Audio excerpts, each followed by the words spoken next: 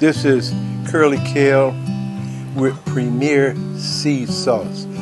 Quatamani cuisine, exquisite. Nice pepper sauce over the top, all fresh from the garden, and it is delicious. And we're going to get on with this because this is a very necessary presentation. So let me take a few more bites. And now that I've worked my way out of that finger-licking good kale creamy sauce supreme, take a little time. A question that has been asked of I, what do I mean when I say this is a spiritual war and the energy that opposes the essence of life and supreme love appears to be winning so far? Quote, it is a spiritual war, and the opposite energy appears to be winning so far. This war is waged in the streets and alleyways of the deaf culture on a daily basis, in the living rooms and bedrooms, where males and females are in stages of conflict, indifference, and cold contempt, in social, economic, political, and religious arenas, where sexual violation, violence, war, and crime are a way of life.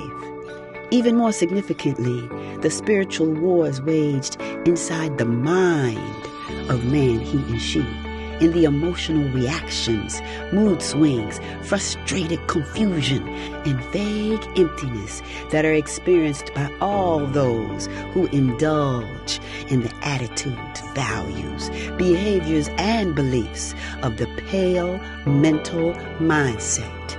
End of quote.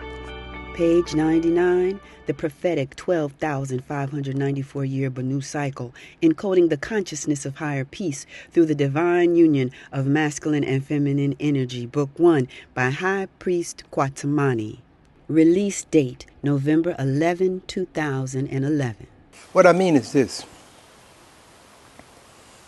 We are in a crisis situation.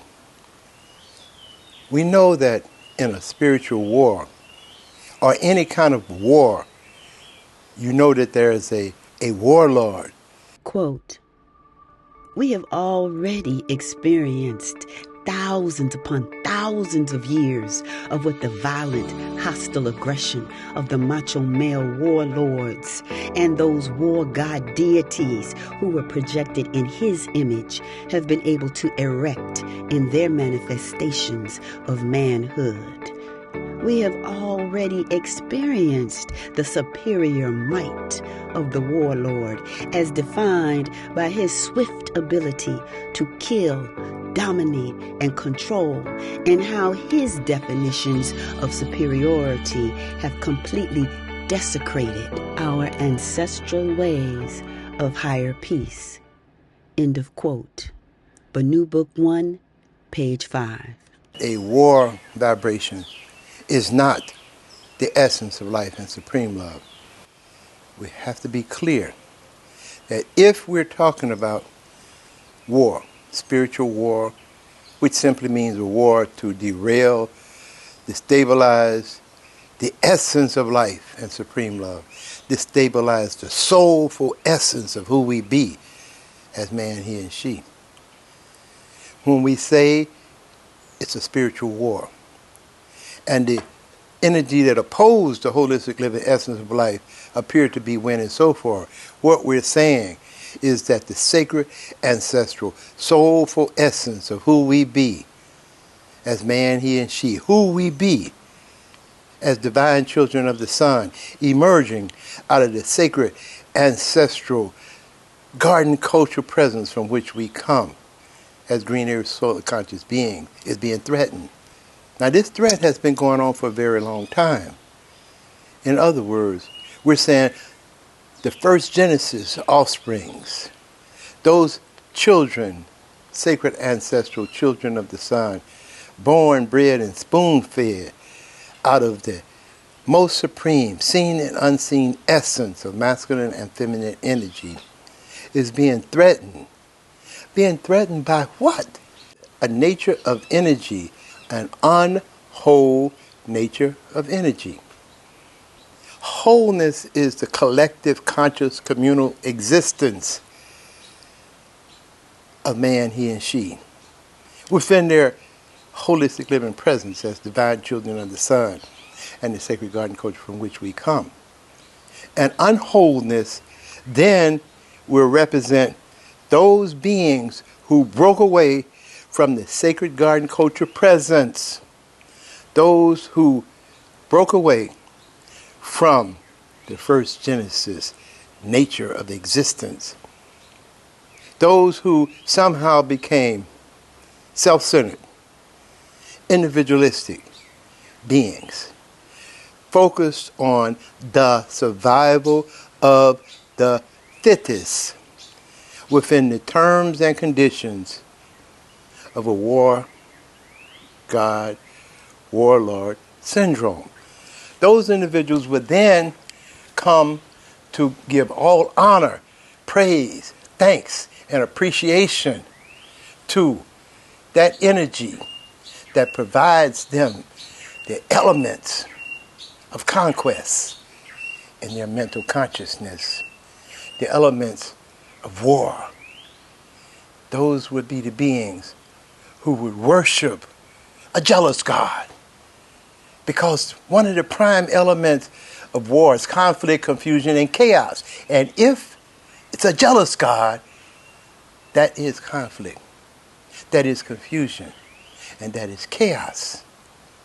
That would then produce a self-centered, individualistic being whose goal and objective would be to seek, search, and destroy, because that individual being would be a worshiper of the Almighty God, that one that separates and isolates and put curse upon the feminine she. Now we have to have enough sense to know that it is the divine union of masculine and feminine energy.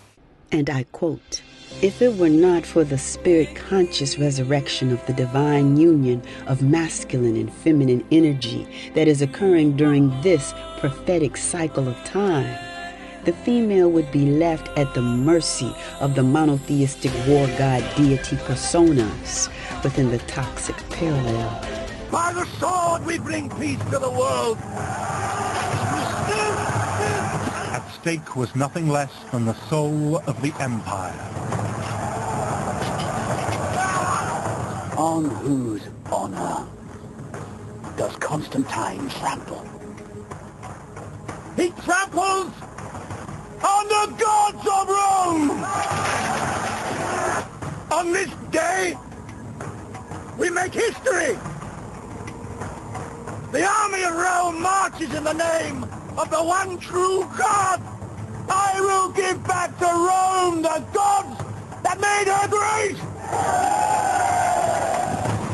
The female would be left to worship and bow down to the vengeance, greed, jealousy, war, and wrath of a cold and merciless male image who could never provide warm compassion or stimulate the essence of her divine nurturing abilities.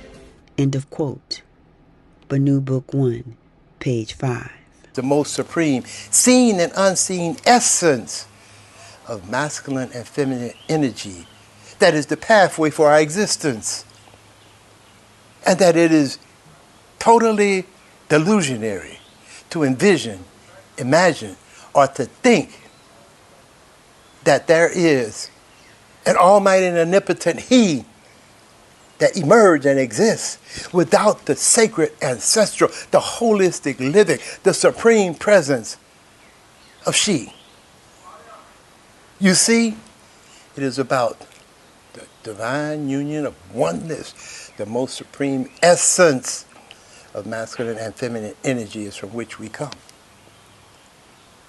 So within that mindset that has come to worship a jealous God, a God of vengeance, war, greed, jealousy, wrath, it would become very clear that there is a God that represents the unwhole presence of our existence, that actually uphold and worship the self-centered individualistic nature. And out of that has come a way of life. A non-sustainable, self-destructive way of life. A way of life that threatens humanity, Mother Earth, and all living things thereof.